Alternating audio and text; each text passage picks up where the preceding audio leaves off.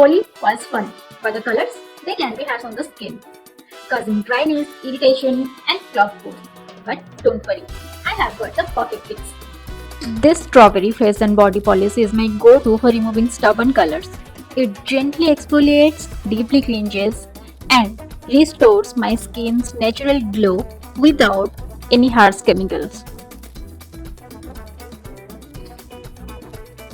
Much better. But after Holi, hydration is a must.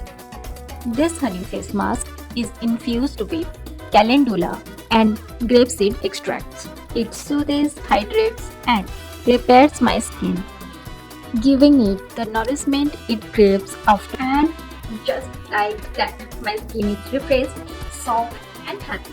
Made with natural ingredients free from sulfate and paraben. Skin friendly, pH 5.5, and 100% vegan. Say goodbye to harsh colors and say hello to happy, healthy skin.